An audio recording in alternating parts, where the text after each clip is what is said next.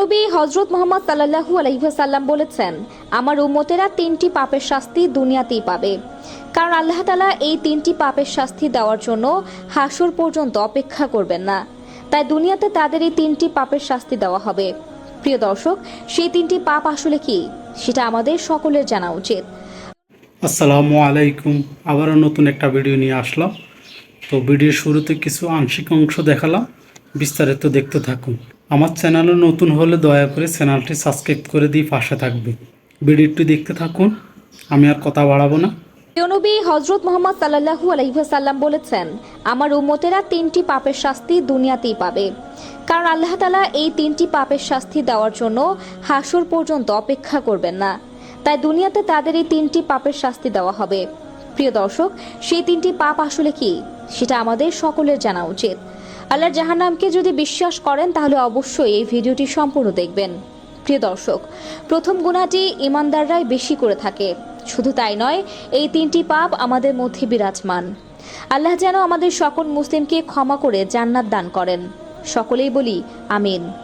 আল্লাহ বলেছেন, তোমরা তোমাদের পাপকে গোপন করো এবং গোপনে আমার কাছে তওবা করো, আমি গোপনেই তোমাদেরকে ক্ষমা করে দিব। অবশ্যই সকলে বেশি বেশি করে তওবা করবেন।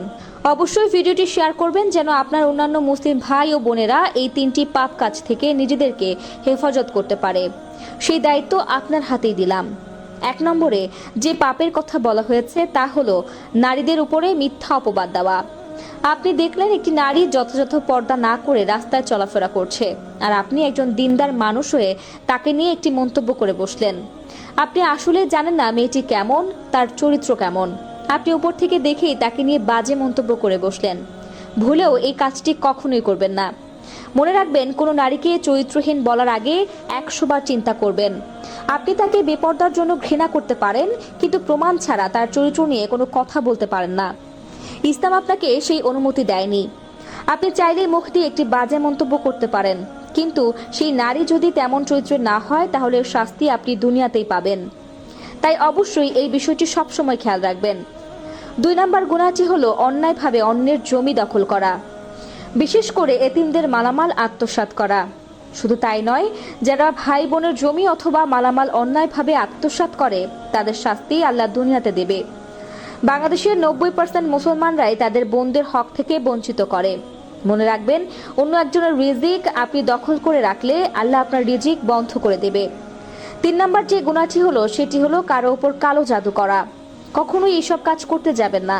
কালো জাদু করা, ফকির ওঝা বিশ্বাস করা, এগুলো হলো সব থেকে বড় শিরক। এই সকল পাপ থেকে, অন্যায় থেকে সবসময় নিজেকে হেফাজত করবেন। মনে রাখতে হবে, রিটার্ন অফ রিভেঞ্জ। আপনি যদি কারো ক্ষতি করেন, আপনার ক্ষতি আল্লাহ করবেন। আল্লাহকে ভয় করুন, আল্লাহর জাহান্নামকে ভয় করুন। আল্লাহর জাহান্নামের আযাব আপনার 1 সেকেন্ডেরও কম সময় সহ্য করার মতো ক্ষমতা নেই। তাই আল্লাহর ভয় অন্তরের ভেতর গেঁথে রাখুন এবং ঈমান নিয়ে যেন মরতে পারেন, আল্লাহর সামনে দাঁড়াতে পারেন, সেইটুকু ব্যবস্থা করেন। আল্লাহ আমাদের সকলের সহায় হোক, আমিন। প্রিয় দর্শক, প্রথম গুনাহটি ঈমানদাররাই বেশি করে থাকে। শুধু তাই নয়, এই তিনটি পাপ আমাদের মধ্যে বিরাজমান। আল্লাহ যেন আমাদের সকল মুসলিমকে ক্ষমা করে জান্নাত দান করেন। সকলেই বলি আমিন। আল্লাহ বলেছেন, তোমাদের পাপকে গোপন করো এবং গোপনে আমার কাছে তওবা করো, আমি গোপনে তোমাদেরকে ক্ষমা করে দিব। তা দর্শক, এই গুনাহ বা পাপ থেকে আল্লাহ আমাদেরকে দূরে রাখুন, আমিন। ধন্যবাদ ভিডিওটি দেখার জন্য। তো আমার চ্যানেলটি দয়া করে সাবস্ক্রাইব করে দিয়ে আমার পাশে থাকবে।